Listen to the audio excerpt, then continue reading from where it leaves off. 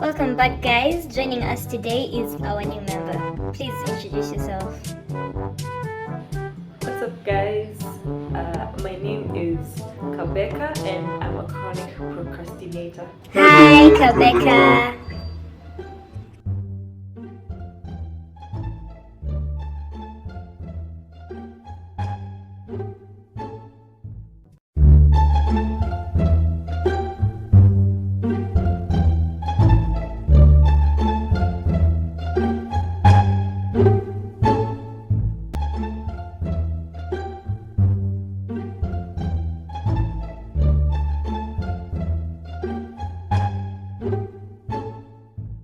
If you're anything like Kabeka, keep watching.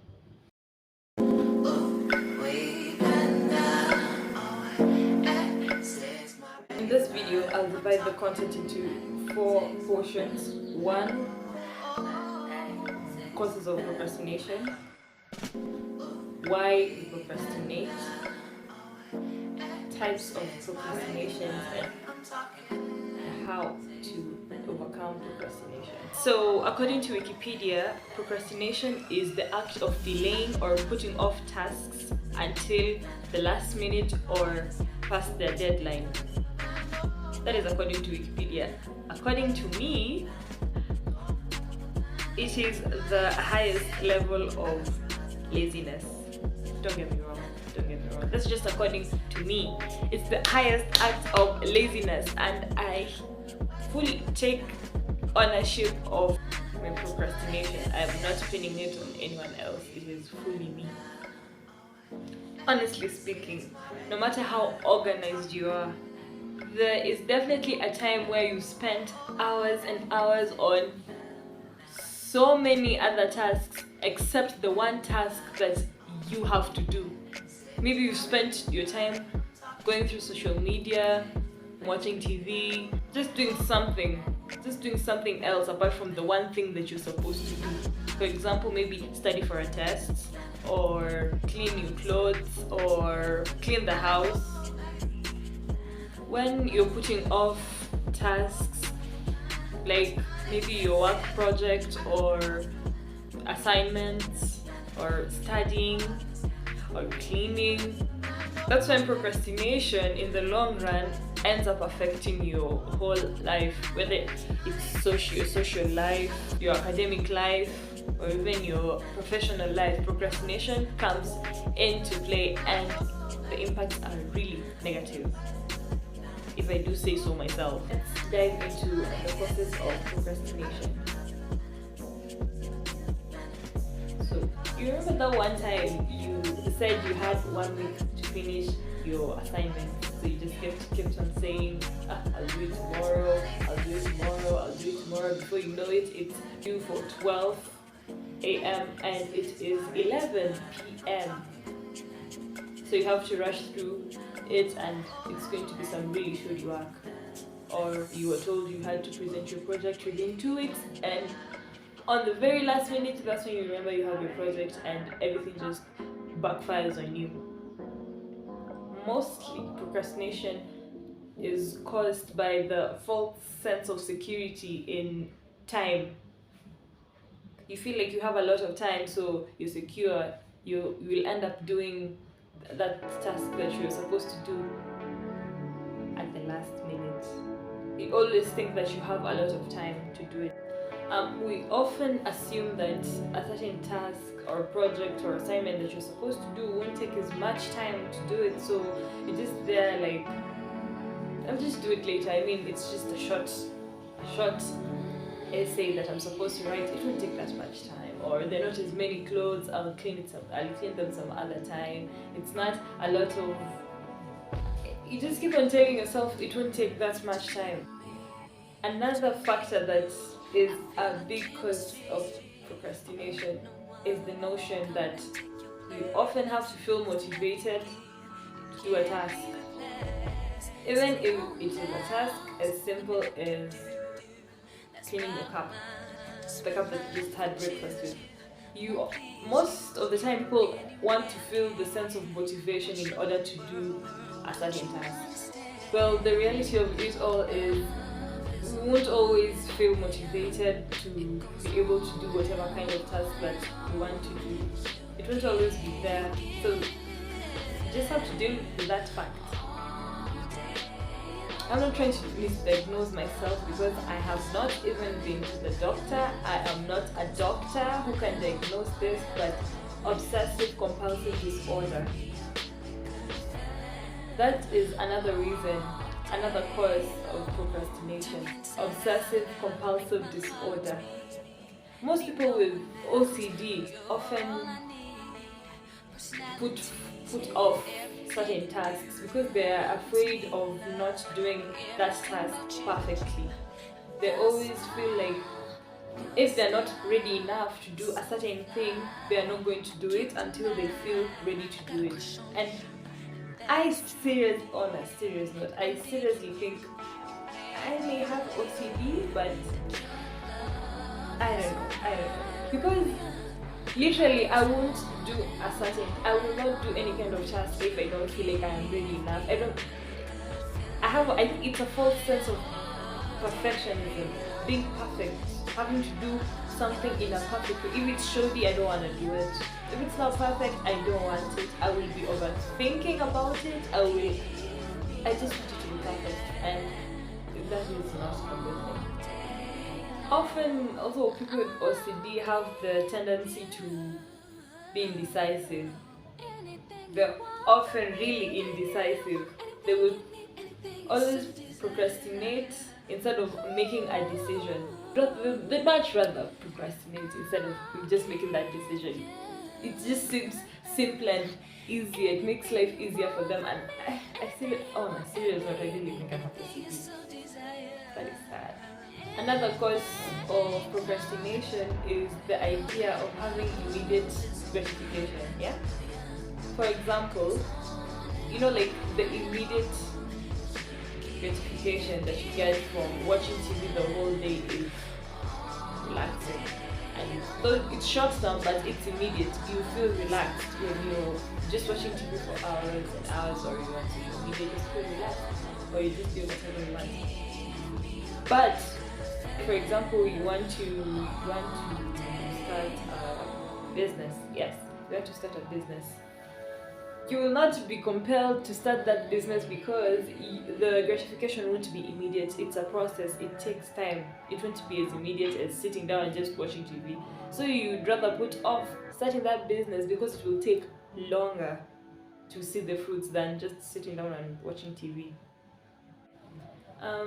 Procrastination can also be as a result of depression, which is the feeling of helplessness, hopelessness, lack of energy, which oftentimes makes it really difficult to start or even finish the simplest of tasks. Depression can also lead to self-doubt. You keep on doubting yourself. You just don't think you're able to do a certain thing because of depression. You often can't figure out how to do a certain project because you're always doubting your abilities or capabilities of doing that certain project. So it feels much easier for you to just put off that task. And yeah, that is really, really sad, being depressed. Researchers suggest that procrastination can be particularly pronounced amongst students. A 2007 meta-analysis published in the Psychological Bulletin found that a whopping 80% to 95% of college students procrastinated on a regular basis, particularly when it came to completing assignments and coursework. Sheesh! My fellow students, we are in trouble. You see, the kind of things that really affect us. We have the biggest percentage in this whole thing.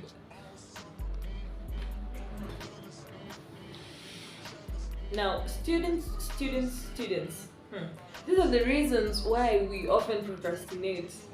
First, we overestimate how motivated we're going to be in the future in order to do that task.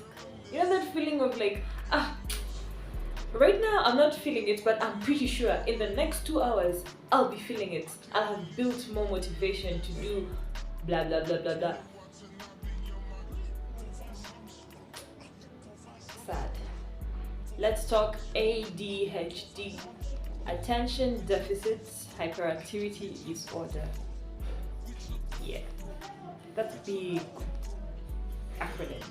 Anyways, according to researchers, many adults with ADHD often struggle with procrastination. So for the purpose of this video, I did some research and even asked some of my friends, and I came up with about 12 reasons why people procrastinate. Number one is not knowing what needs to be done. 2, not knowing how to do something. 3, not wanting to do something. 4, not caring if it gets done or not. 5, not caring when something gets done. 6, not feeling in the mood to do it. 7, being in the habit of waiting until the last minute. 8, believing that you work better when you're motivated. 9 is forgetting to do a task. 10, blaming sickness or poor health. 11, waiting for the right moment. And finally 12, needing time to think about the task. If you notice me looking at the side, I'm just looking at my notes. Okay, on to the types of procrastinators. Guys, I just found out that 2 types of procrastinators: active procrastinators and passive procrastinators. So when it comes to passive procrastinators, they procrastinate a task because they don't know how to do it, or they just don't have the skill to do it. Then there are active procrastinators. They purposefully delay a task because they feel like they work much better under pressure. And let me tell you, Maina, I am not an active procrastinator. I am not. I hate working under pressure. I don't know how you people even tell your bosses during an interview that you work well under pressure. I would crumble under pressure. Just saying. These procrastinators can also be divided they can be classified according to certain behavioral aspects of theirs. For example, they are perfectionists who they fear doing a task because they feel that they won't be perfect enough to do it, or the task won't turn out perfectly, so they are perfectionists. They are dreamers. Dreamers are the kind of procrastinators who don't do a task because they just don't pay attention to detail. They just do it haphazardly. They are defiers. They simply won't do a task because they believe that no one is supposed to dictate the time schedule. They'll do it whenever they feel like it. Then there are the warriors. They put off a task for fear of change or just getting out of their comfort zone. So they'd rather just put off the task. And there are the crisis makers. They simply work best under pressure. They just want the pressure. The pressure is the motivation to do the task. Then there's the overdoer. The overdoer takes too many tasks that they cannot be able to finish within a certain time frame, so they end up putting off some of the work. On to how to overcome procrastination.